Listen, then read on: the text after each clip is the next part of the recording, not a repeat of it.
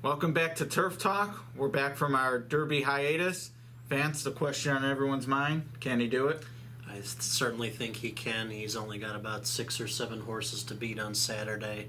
An immensely talented colt, and it looks like his main competition is going to be the 2 horses he beat to the wire at Churchill Downs, including his stablemate Dortmund, who I fancied a couple weeks ago.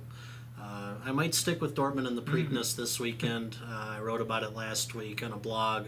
Didn't think he had everything his own way, but I don't think it was the very best trip he could have had, setting a slow pace and being along on the inside where I don't think he probably wanted to be. He didn't get a chance to see Firing Line or American Pharoah hook him in the eye. I expect possibly better performance out of Dortmund. Yeah, the last 2 years I've stuck with my Derby pick in the Preakness. It's my lucky day, and right on Curlin, and both finished second. Now, this is the year I had the Derby winner, so I am going to stick with him like you. I think he's formidable in here. But to me, from a wagering perspective, it will be interesting to see how the board plays out with such a small field. I mean, it looks like even if they get 8, I think the 8th would be Grand Billy. We're talking about some legitimate no-hopers. I mean, it's one thing to say horses have a shot in the Derby, because even the Mind That Bird and Giacomo, I mean, these were graded stakes winners or Grade 1 placers. I mean, horses who performed well at this level or well enough to have significant earnings, etc. When you're talking about a maiden winner and things like that, it's, to me, totally different, especially in a short field. It helps mitigate the randomness of maybe a 20-horse field. So, I mean, really, for exotics purposes, you're down to 5 or 6 horses. So how you bet it, to me, is as interesting as anything else. But I do think American Pharoah, this is less likely to be the race that trips him up. Of course, if he loses here, there's no likelihood of Belmont tripping him up at all. No, not at all. I don't. If he loses, does he come back for the Belmont? That's an interesting question. I wouldn't think so. I wouldn't think so. Especially with the rumors that he's already been sold, given his issues. I'm not saying he won't run again. I was burned by that last year with California Chrome, who not only ran several times and won a Grade 1, and now is in training at 4. But I'd be shocked if he ran at Belmont. I mean, because to me, he's the leader in the division, possibly even with a loss. If Firing Line beats him, I mean, he still has 2 Grade 1 wins to 1, including the big one. So to me, there's not much to gain by running in the Belmont. Yeah. I think the situation might be different for Dortmund, however. Absolutely.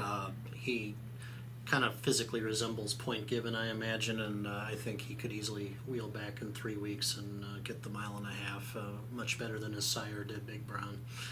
So not to make this too long, but we do talk about news on here a lot, and the topic du jour this week, sometimes it's the spacing of the races and things like that, but a lot of people talking about what to do with Pimlico. Do you have any concrete thoughts, pardon the pun, on where they should go with this event? Well, I have to admit I'm a little bit biased. I really like attending Pimlico. I've been to the Preakness one time about 4 years ago, and I thoroughly enjoyed myself. I know the track gets a bad rap being in the neighborhood that it's in and being a little bit out of date compared to the other Triple Crown venues. Andy Beyer wrote a column this week saying that they really need to reconsider moving the Preakness to another track, such as Laurel.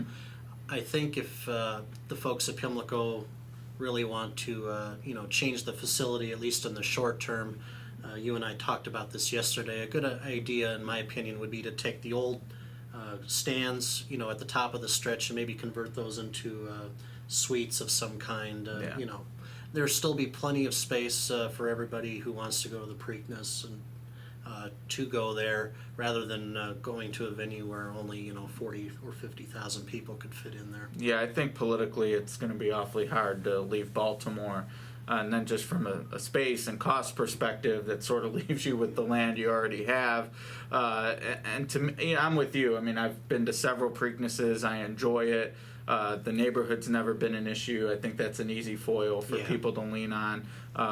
Churchill's in an old neighborhood as well. Belmont, for sort of being a New York City vibe, is suburbia. I mean, that's right on the Hempstead Turnpike. To me, that's not an issue at all. But they are leaving money on the table. I mean, if our employer, Churchill, has shown the industry anything, it's that people want to go to these big events and they're willing to pay for it. And as long as you give people options, whether it's $50 for the infield all the way up to $10,000 for the mansion, you're going to fill them. So I don't blame Stronach for wanting to look at how to make more money, because I think there is more money to be made. But to me, it's going to have to be done at the current site somehow, for various reasons, but political being the big one for me. Yeah, and it is such an historic track, and you would hate to lose such hallowed ground. I think is probably among the top 4 historical venues in thoroughbred racing in this country. Just to move the race to a track where it doesn't have that history, I think would be a big mistake. Yeah, well, and Baltimore supports it, and I'm looking forward to being out there, so I'll probably take some shots of the areas we discussed, and we can continue the conversation on Twitter and Facebook. In the meantime, we'll be back next week to either see if there'll be a Triple Crown on the line or wonder where the series goes from here. It's going to be exciting. Tune in. Absolutely.